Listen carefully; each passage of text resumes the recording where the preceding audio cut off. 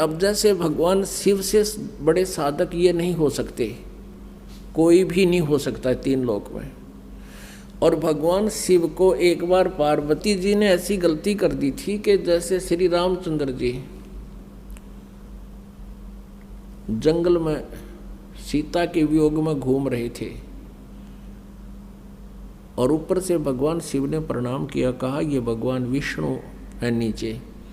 पार्वती ने कहा आप किसको प्रणाम कर रहे हो? कि वो सामने भगवान विष्णु आए हुए हैं उनको प्रणाम करा। पार्वती कहने लगी मैं तो ना मानूं, भगवान रोए, क्योंकि जब सीता जी का अपहरण हो गया था वो रो रहे थे। मैं तो परीक्षा लूंगी तब मानूंगी ये भगवान है। भगवान शिव ने कहा था परीक्षा मत लेना।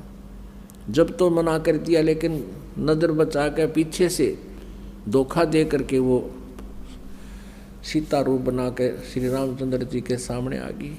और ये काल के हाथ में है इनकी रिमोट। ये काल जो है 21 ब्रह्मांड का स्वामी ब्रह्म, इनका पिता, ये इनको नचाता है। अब उधर से भगवान श्री राम को ये तो पता नहीं मेरी सीता ने कौन उठा ले गया, क्यों वहाँ तो उसकी बुद्धि ऑफ कर दी काल ने। गीता जी अध्याय नंबर 7 के श्लोक नंबर 3, 4, 5, 6, 7 में ये काल कहता है कि अर्जुन इन बलवानों का बल और बुद्धिमानों की बुद्धि मेरे हाथ में है, जब चाहे ऑन कर दूँ जब चाहे ऑफ कर दूँ। अब रामचंद्र जी की बुद्धि ऑफ कर रखी थी, उसने ये नहीं पता मेरी सीता ने कौन ले गया, उठा ले गया। उधर से जब सीता रूप बना कर पार्वती खड़ी होगी, काल ने वह ऑन कर दी बुद्धि और पहचान दी कि हे दक्ष पुत्री माया, भगवान शिव कहाँ गए, अकेली कैसे आ गई। शर्मिंदा होगी कि सचमुच आपको ठीक ही प्रणाम कर रहे थे भगवान शिव जी। तो भगवान शिव को महसूस हुआ, ये काल है ना, ये भी पक्का उस्ताद हो। तो शिव जी के मन में ये ला दिया कि ये जरूर गई होगी पाछे थे। उसने पूछा कि तू परीक्षा ले आई? अगना जी मैं ना गई कति भी।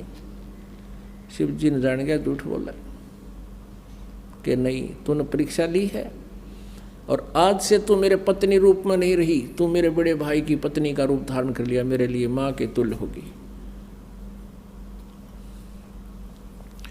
अब भगवान शिव ने सोचा कि मैं पार्वती को अपना सबसे कॉन्फिडेंशियल माना करता, विश्वसनीय मानता था। राजेश ने मुझे धोखा दे दिया, कल नहीं, या कुछ और भी कर सकती है। तो उसने सोचा भी मैंने औरत की आवश्यकता क्यों पड़ी, क्योंकि मेरे अंदर काम विषय है और यदि इस काम विषय को मैं नष्ट कर दूं, बातें खत्म हो जा, ना रहेगा बांस ना बजेगी बांसुरी। तो इस काम वासना को समाप्त करने के लिए भगवान शिव जी ने हजारों वर्ष तप किया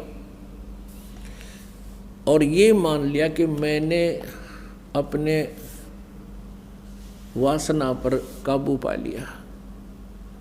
अब उधर से काल को ये बात सुहाती नहीं, खटकती है कि यदि आज शंकर जी ने ये काम वासना जीत ली, तड़के दूसरा कर लेगा, फिर यह सृष्टि उत्पत्ति कैसे होगी, मैं खाऊंगा कहाँ से।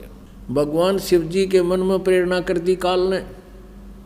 किसी ने आके कहा कि आप ऐसे ऐसे, भगवान जब सागर मंथन हुआ था तो भगवान विष्णु ने मोहनी रूप बना करके राक्षसों से अमृत का कलश छीना था और उनको मदिरा का कलश दे दिया था।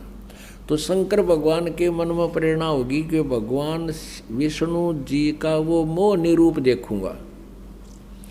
वहाँ से चल पड़ा, विष्णु जी के लोक में आ गए। विष्णु जी से राम रमी हुई, नमस्कार हुआ, सब बैठ गए। तब भगवान विष्णु जी ने पूछा कैसे आए, कोई कार्य विशेष है या वैसे मिलने आए थे?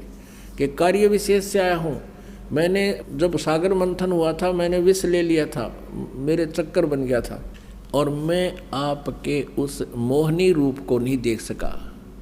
ये देवता लोग बताते हैं कि आप बहुत सुंदर लग रहे थे, आज मुझे वो मोहनी रूप दिखाओ। विष्णु जी हंसने लगे, बोले नाथ को कर दिखाऊंगा, वो तो कोई टाइम था हैं, और भाई ये मन शर्म आवा मैं स्त्री रूप धारण करूं। तो भगवान शिव जी बोले मैं तो उस समय जाऊंगा जब मुझे रूप दिखा दोगे। यूँ बैठ गया। अब भगवान विष्णु को पता था कि 88,000 वर्ष तक बैठ का आया है, और हड़ बैठ गया, ये उठे कोई नहीं। यूँ तो अच्छा समस्या आई।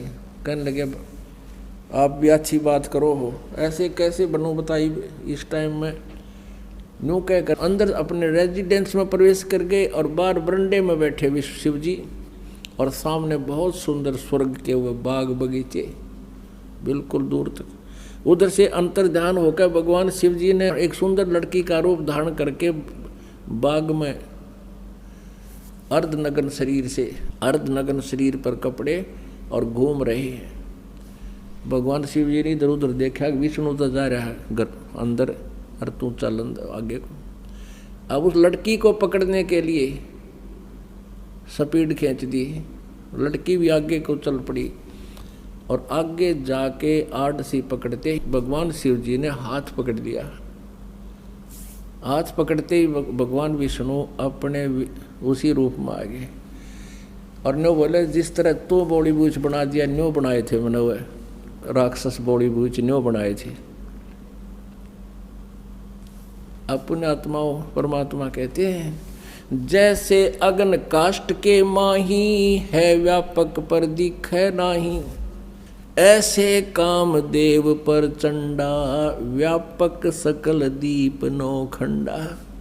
कहते हैं जैसे काष्ठ में, लकड़ी में आग है पर दिखाई नहीं देती, और जब इसके तिल्ली लगा दी जाए तो देखना पूरी ही आग है ये।